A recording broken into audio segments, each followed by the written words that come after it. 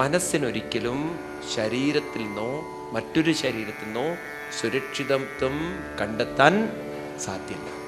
Conscious energy can never go with the cosmic energy. ഇത് രണ്ടും രണ്ടാണ്. അപ്പോൾ പിന്നെ നിങ്ങൾ എത്രത്തോളം നിങ്ങളുടെ ശരീരത്തെ സുരക്ഷിതമാക്കിയാൽ, ഇപ്പം നിങ്ങൾ അങ്ങനെയാണ്. എനിക്കൊരു മാഷയെക്കുറിച്ചറിയാം, വളരെ സ്നേഹം ഉള്ളൊരു മാഷാണ്. ഇത്ര നല്ലൊരു മനുഷ്യനെ ഞാൻ ലോകത്തിൽ കണ്ടിട്ടുമില്ല. അദ്ദേഹത്തിൻ്റെ പ്രത്യേകത എന്താ വെച്ചാൽ കല്യാണമൊന്നും കഴിച്ചില്ല, അതല്ല അദ്ദേഹത്തിൻ്റെ പ്രത്യേകത.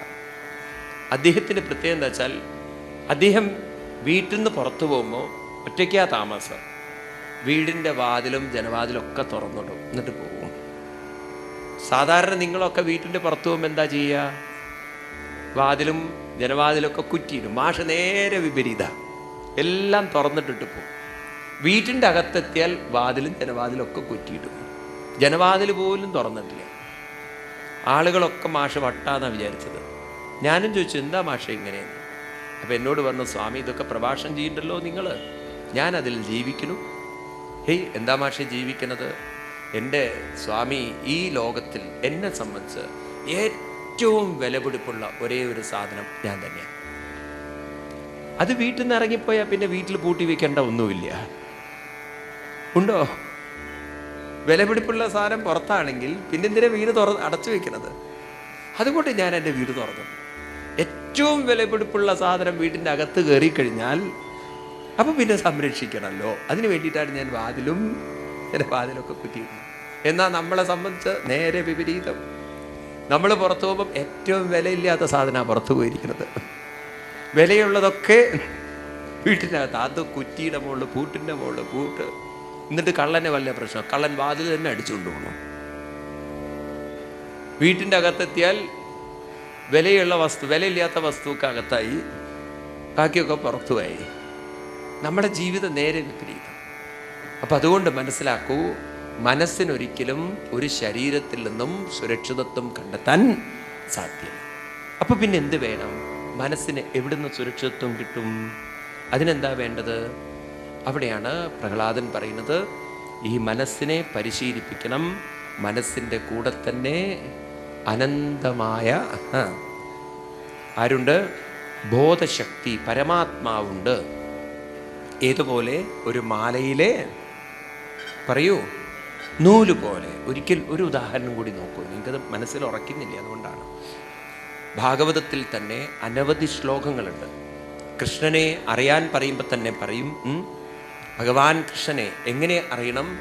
കൃഷ്ണനെ കേവലം ദേവകീദേവിയുടെ പുത്രനായിട്ടല്ല അറിയേണ്ടത്, യശോദാദേവിയുടെ പുത്രനായിട്ടല്ല അറിയേണ്ടത് കൃഷ്ണമേനം അവേഹിത്വം ആത്മാനം അഖിലാത്മനം ജഗത്കിദായസോപ്യത്ര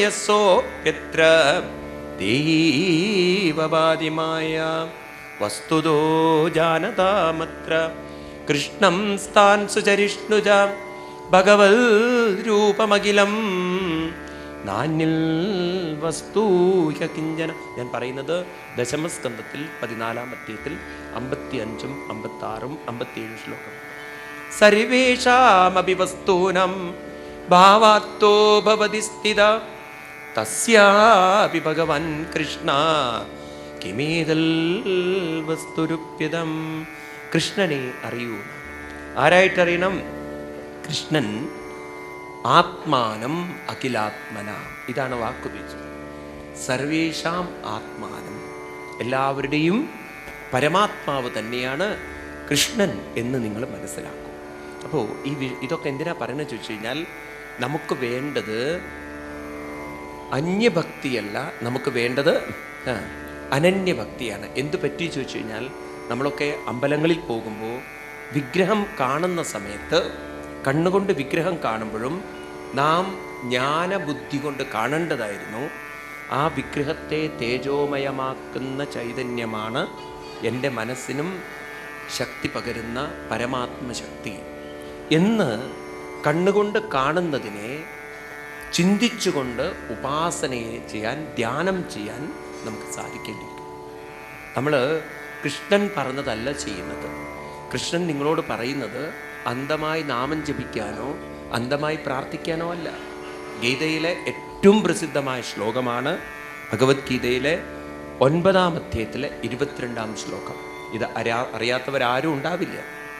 കൃഷ്ണൻ അർജുനനോട് പറയുന്ന ഒരു വളരെ പ്രസിദ്ധമായ ശ്ലോകമാണ് അനന്യാ ചിന്തയന്തോ മാം യേ ജനാ പര്യുപാസതേ തേഷാം നിത്യാഭിയുക്താനാം യോഗക്ഷേമം വഹാമ്യഹം. അനന്യാ ചിന്തയന്തോ, അനന്യാ ചിന്തയന്തോ, ചിന്തയന്തോ എന്നാണ് വാക്ക്. ചിന്തിക്കൂ എന്നാണ്.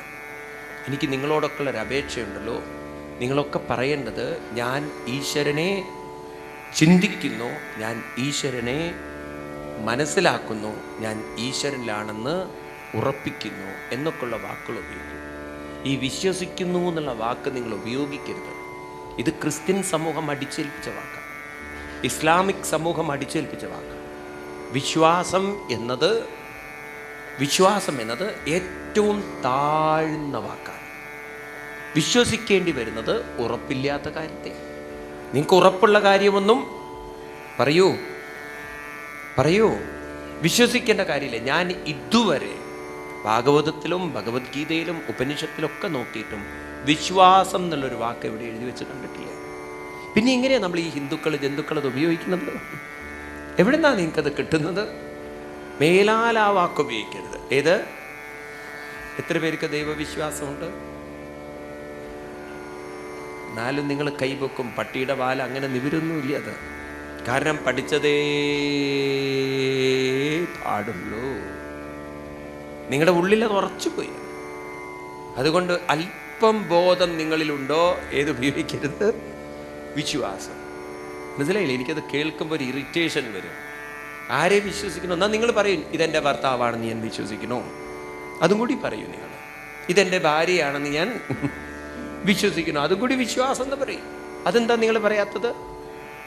അതിൽ നിങ്ങൾക്ക് ഉറപ്പുണ്ട്. മനസ്സിലായില്ലേ?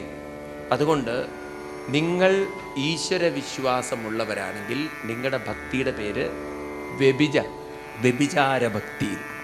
ഒത്തിരി മോശം വാക്കാണ്. എന്താണ് വ്യഭിചാര ഭക്തി? ഇതൊന്നും എൻ്റെ വാക്കല്ലേ. 14-ാം അധ്യായം ഗീത എടുത്ത് നോക്കൂ നിങ്ങൾ. ഭഗവാൻ പറഞ്ഞ വാക്കാണത്, വ്യഭിചാര ഭക്തി. വ്യഭിചാരം എന്ന് പറഞ്ഞാൽ ഒന്നിനെ വിട്ട് വേറൊന്നിലേക്ക് പോകുന്ന ഇതാണല്ലോ വ്യഭിചാരത. മനസ്സിലാവുണ്ടോ? കൂടെയുള്ളതിനെ വിട്ട് വേറൊരാളുടെ അടുത്തേക്ക് പോകുന്നതിനെയാണ് വ്യഭിചാരം എന്ന് പറയും. ഇവിടെ ഭഗവാൻ വ്യഭിചാരം എന്നുള്ള വാക്ക് ഉപയോഗിച്ചിരിക്കുന്നു. എന്താണ് അങ്ങനെ പറയാൻ കാരണം? കൂടെയുള്ള ഭഗവാനെ വിട്ട് വേറൊരാളെ നിങ്ങൾ ഭഗവാനായി കാണുമ്പം യോ മാം അവ്യഭിചാരേണ ഭക്തിയോഗേന സേവതേ. ഉണ്ടോ അങ്ങനെ ഒരു ശ്ലോകം? ഭഗവത്ഗീതയിലെ 14-ാം അധ്യായത്തിലെ അവസാനത്തെ 26 ആണോ? 26-ാം അധ്യായത്തിൽ യോമാം അവ്യഭിചാരേണ ഭക്തിയോഗേന സേവതേ സ ഗുണാൻ സമിതീതേത്താൻ ബ്രഹ്മഭൂയായ കൽപ്പതേ. അവ്യഭിചാരേണ യോഗേന മാം സേവതേ. ഇത് യോഗം അവ്യഭിചാരം. വ്യഭിചാരം എന്ന് പറഞ്ഞാൽ വേറെ, അവ്യഭിചാരം എന്ന് പറഞ്ഞാൽ വാക്കിന്റെ അർത്ഥം നേരെ വിപരീതമാണ്. വ്യഭിചാരം എന്ന് പറഞ്ഞാൽ വേറെ, അവ്യഭിചാരം ക്ലിയർ ആയില്ല. വ്യഭിചാരം എന്ന് പറഞ്ഞാൽ വേറെ ഒരാൾ അടുത്തുള്ളതിനെ വിട്ട്, ഇപ്പൊ ഭാര്യയുള്ള ഒരാൾ ഒരു വേശ്യയുടെ അടുത്ത് പോകുമ്പോൾ വ്യഭിചാരം എന്ന് പറയുന്നത്. ഇപ്പൊ കൂടെയുള്ളതിനെ വിട്ട് വേറൊന്നിനേക്ക് പോകുന്നതിനെയാണ് വ്യഭിചാരം എന്ന് പറയുന്നെങ്കിൽ, കൂടെയുള്ള പരമാത്മാവിനെ വിട്ട് നിങ്ങൾ വേറൊരു വിഗ്രഹത്തെയാണ് ദൈവമെന്ന് കരുതുന്നതെങ്കിൽ ആ ഭക്തിയുടെ പേര് വ്യഭിചാര ഭക്തി എന്നാണ് കൃഷ്ണൻ വിളിച്ചിരിക്കുന്നത്. അവ്യഭിചാരം എന്ന് പറഞ്ഞാൽ ആരാണോ ഉള്ളിലുള്ള ഭഗവാനെ മനസ്സിലാക്കി ധ്യാനം ചെയ്യുന്നത്. ഭക്തിയോഗേന സേവതേ യ ഗുണാൻ സമിതീതേത്താൻ ബ്രഹ്മഭൂയായ കൽപ്പതേ. എല്ലാ ഗുണങ്ങളെയും അതിവർത്തിച്ച് പരമാത്മാവുമായി ആ മനസ്സ് കൂടിച്ചേർന്ന് ഈ ജന്മം തന്നെ ആ മനസ്സിന് പരമാത്മ ഐക്യം നേടിയെടുക്കാൻ സാധിക്കും. നിങ്ങളുടെ ജന്മം ധന്യധന്യമാക്കാൻ നിങ്ങൾക്ക് സാധിക്കും. നിങ്ങളുടെ ജന്മം സഫലമാക്കാൻ നിങ്ങൾക്ക് സാധിക്കും. അപ്പോൾ നമ്മൾ ആ ഭക്തിയിലൊരു മാറ്റം വരുത്തണ്ടേ? വ്യഭിചാര ഭക്തിയെ പറയൂ അവ്യഭിചാര ഭക്തിയാക്കി മാറ്റണം. നോക്കൂ, ഇതൊക്കെ എന്തിനാണ് ഞാൻ പറഞ്ഞു ചോദിച്ചു കഴിഞ്ഞാൽ, ഒരു 2000 വർഷങ്ങൾക്കുള്ളിൽ ക്രിസ്ത്യൻ കൾച്ചർ നമ്മളെ വളരെ സ്വാധീനിച്ചു പോയി. അങ്ങനെയാണ് നമ്മൾ ഹൃദയത്തിലുള്ള ഭഗവാനെ വിഗ്രഹത്തിൽ കാണാൻ തുടങ്ങിയത്. നമ്മൾ ആ വിഗ്രഹത്തെ കാണുമ്പോഴും നമ്മൾ ആ വിഗ്രഹം എന്നുള്ള വാക്കിൻ്റെ തന്നെ അർത്ഥം മനസ്സിലാക്കിയില്ല. പലരും ക്ഷേത്രത്തിൽ പോകുമ്പോൾ തന്നെ ഉണ്ടല്ലോ, ക്ഷേത്ര സംസ്കാരം തന്നെ ആരും നമുക്ക് മനസ്സിലാക്കി തന്നില്ല. ഈ ക്ഷേത്രത്തിലുണ്ടല്ലോ, നിങ്ങൾ ക്ഷേത്ര സംസ്കാരം നോക്കിക്കഴിഞ്ഞാൽ തന്നെ ഇങ്ങനെയൊരു മന്ത്രമുണ്ട്. ഇത് എഴുതി വയ്ക്കുന്നത് നല്ലതാണ്. കാരണം നിങ്ങളൊക്കെ അമ്പലഭക്തിയിൽ മുഴുകിയിരിക്കുന്നവരായതുകൊണ്ട് ഈ ഒരു മന്ത്രം നിങ്ങൾ ഓർത്തു വെച്ചാൽ നല്ലതാണ്. രാവിലെ തന്നെ ക്ഷേത്രത്തിൽ നിർമാല്യ ദർശനമുണ്ടല്ലോ. ആ നിർമാല്യ ദർശനത്തിന് പോകുമ്പോൾ ആ സമയത്ത് അവിടുത്തെ പൂജകൻ നിർമാല്യമൊക്കെ എടുത്ത് മാറ്റി അഭിഷേകത്തിന് തയ്യാറാവില്ലേ? ഉണ്ടോ ഇല്ലയോ? അപ്പം അഭിഷേകത്തിന് തയ്യാറാവുന്ന സമയത്ത് അദ്ദേഹത്തിൻ്റെ ഉള്ളിലുണ്ടാകേണ്ടുന്ന ഒരു ഭാവനയുണ്ട്. ആ ഭാവനയെക്കുറിച്ചാണ് ഈ മന്ത്രം പറയുന്നത്. ദേഹോ ദേവാലയ പ്രോക്ത. എന്താണ്? ദേഹോ ദേവാലയ പ്രോക്ത ജീവോ ദേവസനാതന. ജീവോ ദേവസനാതന ത്യജേത് അജ്ഞാന നിർമാല്യം. ത്യജേത് അജ്ഞാന നിർമാല്യം സോഹം ഭാവേന പൂജയേത്. സോഹം ഭാവേന പൂജയേത്. അതായത് അർത്ഥം കിട്ടിയല്ലോ എല്ലാവർക്കും? കിട്ടിയല്ലോ എല്ലാവർക്കും? കിട്ടിയില്ല? ദേഹോ ദേവാലയ പ്രോക്തോ ജീവോ ദേവസനാതന ത്യജേത് അജ്ഞാന നിർമാല്യം സോഹം ഭാവേന പൂജയേത്. ഇതാണ് ശ്ലോകം. അർത്ഥം ഇതാണ്: ദേഹം ദേവാലയം. ഞാനിരിക്കുന്ന ദേവാലയവും എൻ്റെ ദേഹവും പറയൂ ഒന്നാണ്. എന്നിലുള്ള ജീവചൈതന്യവും ഈ വിഗ്രഹത്തിലിരിക്കുന്ന ചൈതന്യവും ഒന്നാണ്. സനാതനമായ ഈ ചൈതന്യവും എന്നിലിരിക്കുന്ന ചൈതന്യവും ഒന്നാണ്. ത്യജേത് അജ്ഞാന നിർമാല്യം. ഞാൻ ത്യജിക്കട്ടെ, ഭഗവാനും ഞാനും വേറെ എന്ന അജ്ഞാനത്തിൻ്റെ നിർമാല്യം എടുത്ത് കളയട്ടെ. നിർമാല്യം എന്ന് പറഞ്ഞാൽ വിഗ്രഹത്തെ മൂടുന്ന ആ അലങ്കാരങ്ങളാണ് എടുത്ത് കളയുന്നത്. ഇതുപോലെ എന്നെയും ഭഗവാനെയും വേർതിരിക്കുന്ന അജ്ഞാനമാകുന്ന നിർമാല്യം ഞാൻ മാറ്റട്ടെ. സഹ അഹം. സ എന്ന് പറഞ്ഞാൽ ആ വിഗ്രഹത്തിലിരിക്കുന്ന ചൈതന്യവും അഹം എന്നിൽ നിറഞ്ഞിരിക്കുന്ന ചൈതന്യവും ഒന്നാണെന്ന ഭാവനയോടെ ബോധത്തോടെ പൂജിക്കട്ടെ. അപ്പോൾ ദൈവം വേറെയാണെന്നുള്ള ബോധത്തിലാണോ അവർ പൂജിക്കുന്നത്? മനസ്സിലാവുണ്ടോ നീക്ക്? ഈ മന്ത്രങ്ങളൊക്കെ ചൊല്ലിയിട്ടാണ് ഈ കാര്യങ്ങൾ ചെയ്യുന്നതെങ്കിൽ ആ ചെയ്യുന്ന ആൾക്ക് തന്നെ ഉറപ്പ് വേണം, ഞാൻ പൂജിക്കുന്നത് എന്നിൽ തന്നെയുള്ള പറയൂ പരമാത്മാവിനെയാണ്. അതിനൊരു ഉപാധിയായി എന്ത് വെച്ചിരിക്കണോ? ഒരു വിഗ്രഹം വെച്ചിരിക്കുന്നു. ഇത് നമ്മുടെ ഹിന്ദുക്കൾക്ക് കൈവിട്ടു പോയില്ലേ? ഉണ്ടോ? അതുകൊണ്ടാണ് അന്ധമായൊരു വിശ്വാസത്തിൽ വീണ് ഭയം കൊണ്ട് നടക്കുന്നത്. അപ്പം ഭയത്തിൽ നിന്ന് മുക്തമാക്കാൻ ഒരേ ഒരു വഴി ബോധമനസ്സിനെ ബോധശക്തിയിൽ ഉറപ്പിക്കുന്ന ധ്യാന പരിശീലനം മാത്രമാണ്. നിങ്ങൾ ധ്യാനിക്കുന്തോറും നിങ്ങളുടെ മനസ്സിൻ്റെ ഭയം കുറഞ്ഞു വരും. ഭാഗവതത്തിൽ നാരായണീയത്തിൽ പറയും, 91-ാം ദശകം തുടങ്ങുമ്പോൾ പറയും, ശ്രീകൃഷ്ണ ത്വൽപദോപാസനമഭയതമം ബദ്ധമിത്യാർത്ഥദൃഷ്ടേ മർത്യസ്യാർത്യസ്യ മന്യേ വ്യവസരതി ഭയം ഏന സർവാത്മനൈവ യൽത്താവൽ ത്വൽപ്രണീതാനിഹ ഭജനവിധിൻ ആസ്തിതോ മോഹമാർഗൈ ധാവന്നപ്യാവൃതക്ഷസ്കലദിനകുകജിൽ ദേവദേവാഖിലാത്മൻ. നിരന്തരമായി അല്പനേരം, ദിവസവും കുറച്ചു നേരം, ശനൈരുപരമേ ബുദ്ധ്യാധൃതി ഗൃഹീത, കുറച്ചു നേരം ധ്യാനം നിങ്ങൾ പരിശീലിക്കുകയാണെങ്കിൽ നിങ്ങളുടെ മനസ്സിൽ നിന്നും ഭയം ക്രമേണ ക്രമേണ ക്രമേണ കുറഞ്ഞു വരും. ഇതൊക്കെ നമ്മൾ പരിശീലിക്കേണ്ടതല്ലേ? മനസ്സിലാക്കുന്നുണ്ടോ? ഇതൊരു സയൻസാണ് ഈ പറയുന്നത്. കോൺഷ്യസ് എനർജിയിലേക്ക് മാത്രമേ ചേരുകയുള്ളൂ. ഇന്ന് നമ്മളതിന് പരിശീലനം നേടുന്നത്. ഇതൊരു, നിങ്ങൾ വിചാരിക്കേണ്ട, ആത്മീയത എന്ന് പറയുന്നത് ഒരു നമ്മളതിനെ വിശ്വാസത്തിൻ്റെ തലത്തിലെത്തിച്ചു. ദൈവം നോക്കും എന്നുള്ളത് ഇതൊരു വിശ്വാസമല്ല, ഇതൊരു ശാസ്ത്രമാണ്. ശാസ്ത്രം എന്ന് പറഞ്ഞാൽ സയൻസ് എന്നർത്ഥം. സയൻസ് എന്ന് പറഞ്ഞാൽ നിങ്ങൾ തന്നെ പരീക്ഷിച്ച് നിങ്ങൾ തന്നെ പരിശ്രമിച്ച് നേടേണ്ടത്. ശാസ്ത്രം എന്നുള്ളതിന് അർത്ഥം, പൊതുവേ നമ്മൾ ശ്രദ്ധിക്കണേ, ശാസ്ത്രം എന്നുള്ള ശബ്ദത്തിനർത്ഥം ഡയറക്റ്റ് എക്സ്പീരിയൻസ് എന്നാണ്, നേരിട്ടുള്ള അനുഭവം നടത്തും. ഇപ്പം നിങ്ങൾക്ക് നോക്കൂ, കറണ്ട് നമുക്ക് നേരിട്ടുള്ള അനുഭവമാണ്, ആണോ? തീ തൊട്ടാൽ കൈപൊള്ളും എന്നത് നമ്മുടെ, പറയൂ, നേരിട്ടിട്ടുള്ള അനുഭവമാണ്. ശാസ്ത്രം എന്നുള്ളതിന് direct experience, you can experience it.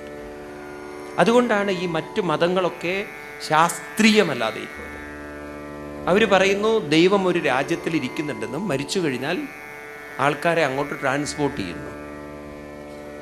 സ്വർഗത്തിൽ ദൈവം ഇരിക്കുന്നു എന്നുള്ളതിന് ഡയറക്റ്റ് എക്സ്പീരിയൻസ് ആർക്കുമില്ല. മനസ്സിലാവുണ്ടോ നിങ്ങൾക്ക്? എന്നാൽ നിങ്ങളുടെ മനസ്സിൽ പിന്നിൽ ഉണ്ട് എന്നുള്ളതിന് എന്താ തെളിവ്? നിങ്ങളുടെ മനസ്സിൻ്റെ പിന്നിൽ അനന്തബോധശക്തി ഉണ്ട് എന്നുള്ളതിന് എന്താ തെളിവ്? നിങ്ങൾ ഉറങ്ങിക്കിടക്കുമ്പോഴും മനസ്സ് പ്രവർത്തിക്കുന്നില്ല, പക്ഷെ ആ സമയവും നിങ്ങളുടെ ഉള്ളിൽ ശ്വാസോച്ഛ്വാസം നടക്കുന്നുണ്ടോ? ഈ ശ്വാസോച്ഛ്വാസം എന്ന് പറഞ്ഞാൽ വെറുതെ ശ്വാസം എടുക്കല്ല, അന്തരീക്ഷത്തിലെ വായു അങ്ങനെ തന്നെ വലിച്ചെടുക്കല്ല. അന്തരീക്ഷത്തിലെ വായുവിൽ നിന്ന് ശരീരത്തിന് വേണ്ടുന്ന ഓക്സിജൻ മാത്രം എടുത്ത് ഉള്ളിലുള്ള കാർബൺ ഡൈ ഓക്സൈഡിനെ പുറത്തേക്ക് തള്ളുമ്പോൾ അങ്ങനെ നമ്മുടെ സിസ്റ്റത്തിന് സാധിക്കുന്നുവെങ്കിൽ അത് ലങ്സ് ചെയ്യുന്നതല്ലല്ലോ. ലങ്സ് ആയിരുന്നുവെങ്കിൽ മരിച്ചു കഴിഞ്ഞാലും അതിന് ചെയ്യാൻ സാധിക്കണമല്ലോ. ഈ ശരീരത്തിൽ ശ്വാസം വരുന്നു, ശ്വാസം പോകുന്നു, കഴിക്കുന്ന ഭക്ഷണം ദഹിക്കുന്നു, അത് സെല്ലുകളായി രൂപാന്തരപ്പെടുന്നു, ആവശ്യമില്ലാത്തത് മലമൂത്രങ്ങളായി പുറത്തേക്ക് തള്ളുന്നു, അല്ലെങ്കിൽ നമ്മുടെ ബ്ലാഡറിൽ വന്ന് നിറയുന്നു.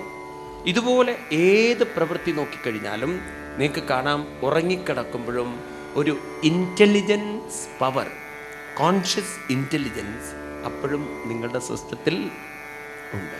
അതുള്ളത് കൊണ്ടാണ് ബാക്കിയുള്ള ഫങ്ഷൻസ് ഒക്കെ നടക്കുന്നത്, ആണോ അല്ലയോ? ഒരു അനന്ത ബോധശക്തി, വിജ്ഞാനശക്തി നമ്മളിൽ ഉണ്ട് എന്നത് യാതൊരുവിധ തർക്കമില്ലാത്ത കാര്യം. ഇനി ക്വസ്റ്റ്യൻ ഇതാണ്, അതിനെ നമുക്ക് അനുഭവിക്കാൻ പറ്റുമോ? അതിന് ഭഗവാൻ പറയുന്നു, നിരന്തരമായ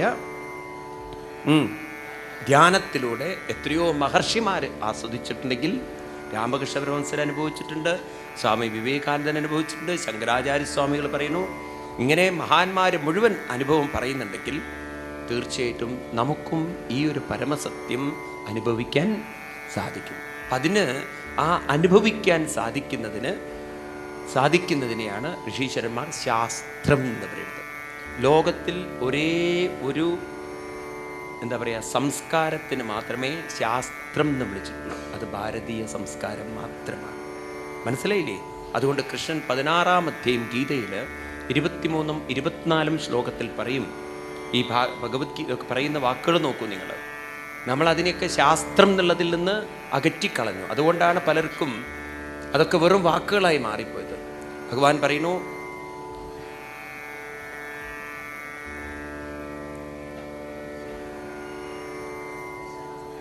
ശാസ്ത്രവിധിമുത്സൃജ്യ വർത്തതേ കാമകാരദ നച സിദ്ധിമവാപ്നോതി ന സുഖം ന പരാം ഗതിം തസ്മാത് ശാസ്ത്രം പ്രമാണം തേ കാര്യാകാര്യവ്യവസ്ഥിഷു ജ്ഞാത്വാ ശാസ്ത്രവിധാനുക്തം കർമ്മ കർത്തുമിഹാർഹസി. ശാസ്ത്രം എന്നുള്ള വാക്ക് നിങ്ങൾ ആരോ പറഞ്ഞതിനെ ചെയ്യരുത്. എല്ലാവരും വീട്ടിൽ സന്ധ്യയ്ക്ക് വിളക്ക് കൊളുത്തണോ, ഞാനും കൊളുത്തണോ, എല്ലാവരും തിങ്കളാഴ്ച ശിവനെ കാണാൻ പോകുന്നു, വ്യാഴാഴ്ച കൃഷ്ണനെ ഫൂളിഷായി പോണു ചെയ്യരുത്. കൃഷ്ണനെ ഫൂളിഷായിട്ട് തൊഴാനുള്ളതല്ല നിങ്ങൾ. അങ്ങനെ ഒരു സംസ്കാരം നമ്മൾ അടിച്ചേൽപ്പിച്ച സമൂഹത്തിൽ. ഒരു വ്യാഴാഴ്ച കൃഷ്ണന് ശക്തി കൂടും, തിങ്കളാഴ്ച ശിവന് ശക്തി കൂടും. ഇവരെന്താ അന്ന് ഹോർമോൺ കുത്തിവെക്കണ്ടോ? തിങ്കളാഴ്ച ശിവൻ, വ്യാഴാഴ്ച ശിവകൃഷ്ണൻ. എന്താ ഫൂളിഷ് ഭക്തി ഹിന്ദുക്കൾ പ്രചരിപ്പിച്ചു. ഇതൊക്കെ ഒരു ക്രിസ്ത്യൻ കൾട്ടിൽ നിന്ന് വന്നതാണ്. ഞായറാഴ്ച ചർച്ചയിൽ പോകുന്നു, നമ്മൾ തിങ്കളാഴ്ച ശിവനെ കാണാൻ പോകുന്നു. നോക്കൂ, കൃഷ്ണൻ പറയുന്നതിനെയല്ല നിങ്ങൾ ഫോളോ ചെയ്യുന്നത്. കൃഷ്ണൻ പറയുന്നത് സർവേഷു കാലേഷു മാം അനുസ്മര. 8-ാം അധ്യായത്തിലെ 7-ാം ശ്ലോകമാണ് ഞാൻ ഈ പറയുന്നത്. സർവേഷു, ഇതൊക്കെ ഓർത്ത് വയ്ക്കൂ നിങ്ങളെ. അതായത് അമ്പലത്തിൽ ഷൂ ഇട്ടിട്ട് പോകണം എന്നാണോ സ്വാമി പറയുന്നത്? സർവേഷു കാലേഷു മാം അനുസ്മര. ഇതൊന്നും മറക്കരുത്. ഉണ്ടോ അങ്ങനെ? തസ്മാത് സർവേഷു കാലേഷു. ഏത് ഷൂ ആ സ്വാമി? നാളെ മുതൽ ഇനി അമ്പലത്തിൽ ഷൂ ഇട്ട് പോകണ്ട. സർവേഷു എന്ന് പറഞ്ഞാൽ എല്ലാ, കാലേഷു കാലത്തിലും. അപ്പോൾ തിങ്കളാഴ്ച ചൊവ്വാഴ്ച എന്നൊക്കെ ഉണ്ടോ? ഉണ്ടോ ഇല്ലയോ? അങ്ങനെയൊന്നുമില്ല. ആ തരത്തിലുള്ള അതൊക്കെ ആരാണ്? ഇതൊക്കെ വ്യഭിചാര ഭക്തിയുള്ളവരാ. തിങ്കളാഴ്ച ശിവനെ പോവുക, കാണാൻ പോവുക, വ്യാഴാഴ്ച കൃഷ്ണനെ കാണുക. വ്യഭിചാര ഭക്തിയുള്ളവർക്കാണത്. കാരണം അവർക്ക് കൃഷ്ണൻ വേറെയാണ്. നിങ്ങൾക്ക് കൃഷ്ണൻ കൂടെയുള്ള പരമാത്മാവാണെങ്കിൽ നിങ്ങൾക്ക് തിങ്കളാഴ്ചയുമില്ല.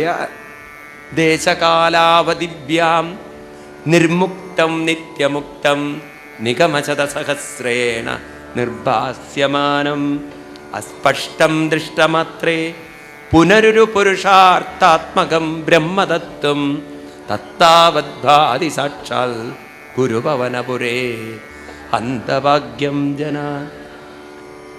നിശേഷം ഏതുണ്ട് ഭഗവാൻ? ന ദുർലഭ്യവസ്തു സുലഭതയാ ഹസ്തലബ്ധേ. കയ്യിലുണ്ടെങ്കിൽ പിന്നെ എന്ത് തിങ്കൾ ചൊവ്വ ബുധൻ വ്യാഴം.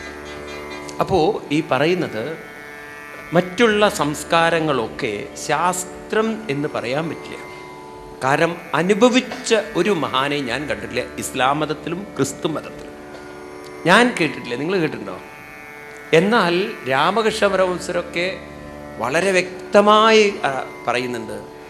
വിവേകാനന്ദ സ്വാമിയോട് പറയുന്നുണ്ട്, ഈശ്വരനെ കണ്ടിട്ടുണ്ടോ ചോദിച്ചപ്പോൾ പറഞ്ഞു, ഈശ്വരനെ ഞാൻ നിന്നെ കാണുന്നതിനേക്കാളും വ്യക്തതയിൽ കാണുന്നു എന്ന് മാത്രമല്ല അനുഭവിക്കുന്നു എന്ന് പറയും. ഇത് പറഞ്ഞ മഹാന്മാരുടെ മണ്ണാണ്. അപ്പം അത് ശാസ്ത്രമാണ്. ഒരമ്മ പറയുന്നു, കുട്ടി കൈ തീയിൽ വെക്കരുത്, കൈ പൊള്ളുമെന്ന് പറഞ്ഞാൽ അമ്മയ്ക്ക് അതിൻ്റെ പറയൂ അനുഭവമുണ്ട്. അപ്പം നമുക്കും ഇത് അനുഭവിക്കാൻ സാധിക്കണം. അപ്പം ആ അനുഭവം ഉണ്ടാവണമെങ്കിൽ തീർച്ചയായിട്ടും നിങ്ങൾ ആദ്യം ഉറപ്പിക്കണം, മനസ്സിൻ്റെ കൂടെ മനസ്സുമായി ബന്ധപ്പെട്ട് ഈശ്വരൻ അനന്തബോധരൂപത്തിൽ സ്ഥിതി ചെയ്യുന്നു. ഇത് നിങ്ങൾക്ക് വ്യക്തമാവും. കണ്ണിൻ്റെ മുന്നിലല്ല, കണ്ണിനു കണ്ണു മനമാകുന്ന കണ്ണതിനു പൊരുൾ.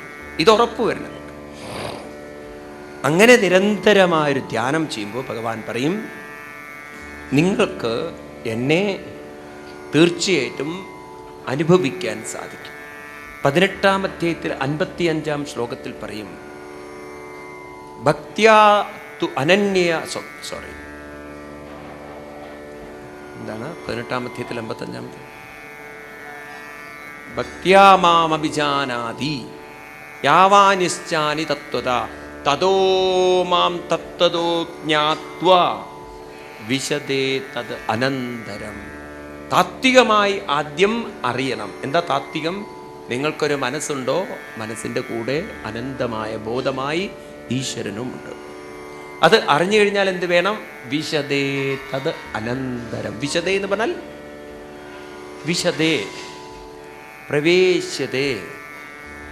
ഈ വാക്കുകളൊക്കെ നിങ്ങൾക്ക് മനസ്സിലാവും. വിശദേ, പ്രവേശ്യതേ എന്ന് പറഞ്ഞാൽ മനസ്സിലാവുന്നില്ല. പ്രവേശിക്കുക എന്ന് പറഞ്ഞാൽ എന്താ അർത്ഥം? അതിലേക്ക് ചേരുക. അപ്പം നിങ്ങളുടെ മനസ്സിന് അതിലേക്ക് ചേരാൻ സാധിക്കും. ഇപ്പം 2 കാര്യങ്ങൾ, ജ്ഞാനം, ധ്യാനം. ഇതാണ് നമുക്ക് വേണ്ടത്. അതിന് പകരം ഇപ്പം നിങ്ങൾ ചെയ്യുന്നത് കാണുക, തൊഴുക. അത് മാറ്റൂ. കാണലും തൊഴിലൊക്കെ ഇനി മാറ്റി നിർത്തി അമ്പലത്തിൽ പോകണ്ടെന്നല്ല പറയണത്. അമ്പലത്തിൽ പോയാലും ഒരിടത്തിരുന്ന് ജ്ഞാനം, ധ്യാനം, ആ വിഗ്രഹത്തെ കണ്ട് ഒരു നിമിഷം മനസ്സിൽ ഉറപ്പിക്കണം. ആ വിഗ്രഹത്തിൽ നിറഞ്ഞിരിക്കുന്ന ചൈതന്യം തന്നെയാണ്. നമ്മുടെ ക്ഷേത്രങ്ങളിലൊക്കെ എഴുതി വെക്കേണ്ട ഒരു വാക്കാണ് ധ്യാനക്ഷേത്രം എന്നുള്ളത്. വാസ്തവത്തിൽ ഇന്നത് വഴിപാട് ക്ഷേത്രമാക്കി മാറ്റിയ ആളുകൾ. മനസ്സിലായില്ലേ? നിങ്ങൾ അങ്ങനെ ഒരു എന്താ പറയുക, ഒരു വീഴ്ചയിൽപ്പെട്ടു. നിങ്ങളൊക്കെ വഴിപാട് ചെയ്യുന്നവരാണോ? എത്ര പേര് വഴിപാട് ചെയ്യാറുണ്ട്? നന്നായത്. വഴിപാട് ചെയ്യുന്നവരൊക്കെ ഭഗവാൻ വിളിക്കുന്നത് ഭാഗ്യം കെട്ടവർ എന്നാണ്. ഭാഗ്യം കെട്ടവരെ വഴിപാടൊക്കെ ചെയ്യുള്ളൂ. സത്യം, ഇതൊന്നും എൻ്റെ വാക്കുകളല്ല. ഇതൊക്കെ നിങ്ങൾക്കുണ്ടല്ലോ ഭാഗവതത്തിൽ എഴുതി വയ്ക്കൂ. ഭാഗവതത്തിൽ 10-ാം സ്കന്ധത്തിൽ 60-ാം അധ്യായത്തിൽ 53-ാം ശ്ലോകത്തിൽ അങ്ങനെ ഒരു വാക്കുണ്ടോ എന്നുള്ളത്. മാം പ്രാപ്യമാനിന്യപവർഗ സമ്പദം വാഞ്ചന്തിയേ സമ്പദയേ വസത്പതിം തേ മന്ദഭാഗ്യ നിരയേപിയേ നൃണാം മാത്രാത്മകത്വൽ നിരയസ്സു സംഗമ. എത്രാമത്തെ ശ്ലോകം? ഭാഗവതം 10-ാം സ്കന്ധം 60-ാം അധ്യായം 53-ാം ശ്ലോകം. അവിടെ പറയുന്നത്, ഈ ശ്ലോകങ്ങളൊക്കെ എഴുതി വയ്ക്കാൻ നിങ്ങൾക്ക് പുസ്തകമല്ലേ, പിന്നെ നോക്കൂ ഞാൻ പറയുന്നതുണ്ടോ. മാം പ്രാപ്യ, എന്നെ പ്രാപിക്കേണ്ടവരാണ് നിങ്ങൾ, എന്നെ പ്രാപിക്കാൻ പ്രാപ്തരാണ് നിങ്ങൾ. പക്ഷേ നിങ്ങൾ അതിന് പകരം വാഞ്ചന്തിയേ സമ്പദ സത്പതിം, വാഞ്ചന്തി, എൻ്റെ മുന്നിൽ വന്ന്, വാഞ്ചന്തി പറഞ്ഞാൽ ചമ്മന്തി എന്നല്ല, എൻ്റെ മുന്നിൽ വന്ന് നിങ്ങൾ യാചിക്കുന്നു. തേ മന്ദഭാഗ്യ, ആരാണവര്? മന്ദഭാഗ്യ. മന്ദഭാഗ്യ പറഞ്ഞാൽ ഭാഗ്യം കെട്ടവര്. വഴിപാട് ചെയ്യുന്നവരൊക്കെ ഉറക്കെ പറയുന്നു, കേൾക്കട്ടെ ഞാൻ. വഴിപാട് ചെയ്യുന്നവരൊക്കെ ഭാഗ്യം കെട്ടവര് എന്നാണ്. കമ്മിറ്റിക്കാരെന്നെ വിടില്ല. പക്ഷേ ഭഗവാൻ പറഞ്ഞതിനെ പറയാനാണ് ഞാൻ നിയുക്തൻ. എനിക്കത് പറഞ്ഞേ പറ്റുള്ളൂ, അല്ലേ? ഭഗവാൻ പറഞ്ഞതിനെ പറയാനുള്ള നിയുക്തമാണത്. അമ്പലങ്ങളൊക്കെ വാസ്തവത്തിൽ അതിന് വേണ്ടിയിട്ടായിരുന്നില്ല. ഈ വഴിപാട് ചെയ്യുക എന്ന് പറഞ്ഞാൽ തന്നെ നമ്മുടെയൊക്കെ നാട്ടിൽ അവൻ്റെ പഠനമൊക്കെ ഒരു വഴിപാടാണെന്ന് പറഞ്ഞാൽ തന്നെ കണക്ക് തന്നെയാണ്. വാസ്തവത്തിൽ നമ്മൾ ഈ വഴിപാടൊക്കെ വന്നത് നമ്മളെ അമ്പലം കൊണ്ടു നടക്കാത്തതുകൊണ്ടാണ്. എല്ലാവരും അമ്പലം കൊണ്ടു നടക്കാനുള്ള സമ്പത്തൊക്കെ കൊടുത്തിരുന്നെങ്കിൽ അവിടെ ആ വഴിപാടിൻ്റെ ഒരു ബഹളവും ഉണ്ടാവില്ല. നമ്മൾ പൈസ കൊടുക്കില്ല, നമ്മൾ അത്ര പിടിച്ച് വെച്ചിരിക്കുകയാണ് പിശുക്കന്മാർ. പിന്നെ നിങ്ങളെ വഴിപാടല്ല അതിനപ്പുറത്തേക്ക് കൊണ്ടുപോയില്ലെങ്കിലല്ലേ കുഴപ്പമുള്ളൂ. എനിക്കറിയുന്നൊരു ക്ഷേത്രത്തിലൊരു ജീവനക്കാരുണ്ട്. അദ്ദേഹം പറയാണ്, സ്വാമിജി നിങ്ങൾ എന്ത് പറഞ്ഞാലും ഞാൻ വീഴ്ത്തിയിരിക്കും ആൾക്കാരെ. ഇദ്ദേഹത്തിന് ശിവൻ്റെ അമ്പലത്തിലാണ് ജോലി. അമ്പലമൊന്നും ഞാൻ പറയില്ലേ. അപ്പോൾ ഈ വരുന്ന ആള് ഒരു ധാര ശിവന്. നിങ്ങളുടെ നക്ഷത്രം പുണർന്നെന്നാണോ അല്ല പൂയം എന്നാണ്? നിങ്ങൾക്ക് എങ്ങനെ മനസ്സിലായി? ഇപ്പോൾ നിങ്ങൾക്ക് രാഹുവിൻ്റെ അപഹാരമാണ്. അതുകൊണ്ട് ധാര മാത്രം ഒരു പിൻവിളക്കും കൂടി കത്തിച്ചോളൂ കേട്ടോ എന്ന് വീണു. അതിൽ ഭർത്താവിന് ഇപ്പം നല്ല സമയമല്ല. ബിസിനസ്സാണോ ഭർത്താവിന്? ഭർത്താവ് മരിച്ചുപോയി. അല്ല മകൻ്റെ കാര്യം അങ്ങനെയൊന്നും അയാൾ വിടില്ല. മകൻ പഠിക്കുകയാണ്, എന്നാൽ അവനിപ്പോൾ ഇത്തിരി സമയമോശമാണ്, ഒരു പേപ്പറിൽ ഇത്തിരി മാർക്ക് കുറവാണല്ലേ. എങ്ങനെ മനസ്സിലായി? അതൊക്കെ നിങ്ങളുടെ കുട്ടിയുടെ സമയത്തിരി മോശമാണ്. ഗുരുവായൂരപ്പന് ഒരു പാൽപ്പായസം കൂടി കഴിച്ചോളൂ കേട്ടോ. അവസാനം ഇവർ ഒരു 10 രൂപ മാത്രം ബാക്കിയാവുന്നത് വരെ ഇയാളെ കഴിപ്പിച്ചുകൊണ്ടേയിരിക്കും. അതിലെത്ര വേഗം വീഴും ആളുകൾ. കാരണം നിങ്ങൾക്കിതൊക്കെ കേൾക്കുമ്പോൾ നിങ്ങളുടെ മനസ്സിൽ അയ്യോ ഇനിയിപ്പോൾ അതും കൂടി ചെയ്തില്ലെങ്കിൽ, മനസ്സിലായില്ലേ? തമിഴ്നാട്ടിൽ നിന്നൊരാൾ ഗുരുവായൂരിൽ വന്നു. അപ്പം അദ്ദേഹത്തിന് വേണ്ടത് ഒരു പ്രധാന വഴിപാട് കഴിക്കണം, ബിസിനസ് തുടങ്ങാൻ പോകും. അവിടുത്തെ സ്റ്റാഫിനോട് ചോദിച്ചു, ഇതൊന്നും ഇപ്പോഴുള്ള കഥയില്ലേ, മുമ്പുള്ള കഥയാണ്. ഇപ്പോഴത്തെ സ്റ്റാഫൊക്കെ നല്ല സ്റ്റാഫാണ്, മുമ്പുള്ള കഥയാണ്. അപ്പോൾ ഇപ്പോൾ എന്താ പറയുക, എന്ത് വഴിപാടാണ് ചെയ്യേണ്ടത് ചോദിച്ചപ്പം അന്നത്തെ വാച്ച്മാൻ പറഞ്ഞു, അയ്യോ എല്ലാ വഴിപാടും തീർന്നു പോയല്ലോ, ഇന്നൊരു വഴിപാടും ഇല്ലല്ലോ. അല്ല എന്നാലും എന്തെങ്കിലും ഞാൻ നിങ്ങൾക്ക് തരാം. ശരി ഞാനൊന്ന് നോക്കട്ടെ എന്ന് പറഞ്ഞിട്ട് അദ്ദേഹം ഒന്ന് പോയി അകത്ത് പോയി വന്നിട്ട് പറഞ്ഞു, ഒരു വഴിപാടുണ്ട്, പക്ഷെ ആരും ബുക്ക് ചെയ്തിട്ടുണ്ട് എന്ന് പറഞ്ഞു. നോക്കട്ടെ, ഞാൻ അവരോട് പറഞ്ഞിട്ട് അത് നിങ്ങളുടെ പേരിലാക്കാൻ പറ്റുമോ, എന്ത് ചിലവ് വരുമെന്ന് പറഞ്ഞു. നിങ്ങൾക്ക് എന്ത് കൊടുക്കാൻ പറ്റുമെന്ന്. ഒരു 20,000 രൂപ. ഓ, 20,000 രൂപ കുഴപ്പമൊന്നുമില്ല, തന്നോളൂ. ഷീറ്റുണ്ടാവില്ല കേട്ടോ, കാരണം ഷീറ്റൊന്നും തരാൻ പറ്റില്ല. ഷീറ്റൊന്നും വേണ്ട, എനിക്ക് വഴിപാട് നടത്തിയാണ്. ഇപ്പം എന്താ വഴിപാട്? ഇപ്പം തിരുമേനി അകത്ത് തിടമ്പെടുത്തുകൊണ്ട് വരും, അത് ആനപ്പുറത്ത് വയ്ക്കും. ഇത് അങ്ങയുടെ വഴിപാടാണെന്ന് കരുതിയാൽ മതി. എന്നിട്ട് അങ്ങനെ മുന്നിൽ നടക്കുക, ഇടയ്ക്കിടയ്ക്ക് വിഗ്രഹം നോക്കിക്കൊണ്ട് പറയണം, എൻ്റെ വഴിപാടാട്ടോ, എൻ്റെ വഴിപാടാട്ടോ, എൻ്റെ വഴിപാടാട്ടോ. അങ്ങനെ ഒരു റൗണ്ട് നടന്നു കഴിഞ്ഞാൽ പിന്നെ നിൽക്കേണ്ട, കാരണം നാട്ടുകാർ ഓടിക്കുക അവിടുന്ന്, പിന്നെ പോയിക്കോളൂ. അങ്ങനെയൊക്കെ മനുഷ്യനെ പറ്റിക്കാൻ സാധിക്കണമെങ്കിൽ നിങ്ങളത്ര അജ്ഞാനതിമിരാന്തസ്യ ജ്ഞാനാഞ്ജനശലാകയ ചക്ഷുരുന്മീലിതം യേന. അപ്പം സ്വാമി, ഞാൻ നാളെ വടമാല നേർന്നിരുന്നല്ലോ, അപ്പോൾ പറ്റില്ലേ?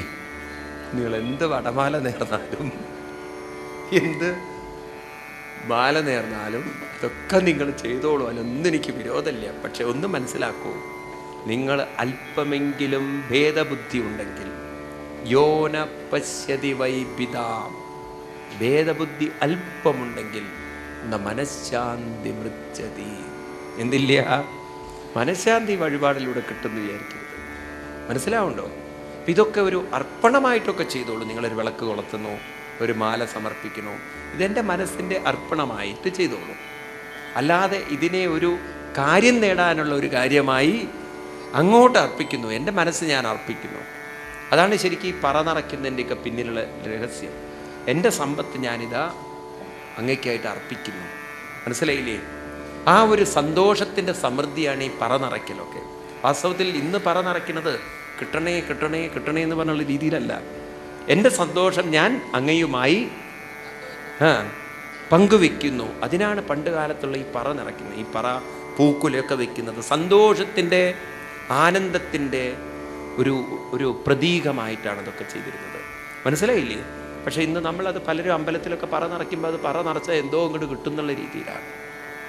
അപ്പോൾ ഇപ്രകാരം നമ്മുടെ ജീവിതത്തെ നമുക്ക് ധന്യമാക്കാൻ കാഴ്ചപ്പാടുകൾ മാറ്റം വരുത്തണം. നമ്മൾ ഇതുവരെ ഉറപ്പിച്ചിരിക്കുന്നൊരു ഭക്തി എന്ന് പറയുന്നത് ഭേദബുദ്ധിയുടെ ഭക്തിയാണെങ്കിൽ ഇനി നമ്മൾ ഉറപ്പിക്കേണ്ടുന്ന ഭക്തി അനന്യ ബുദ്ധിയുടെ ഭക്തിയാണ്. അനന്യം എന്ന് പറഞ്ഞാൽ നിങ്ങൾ ഭഗവാനിൽ നിന്ന്, ഭഗവാൻ അന്യനാണെന്നല്ല, നിങ്ങൾ ഭഗവാനിൽ നിന്നും അന്യനല്ല.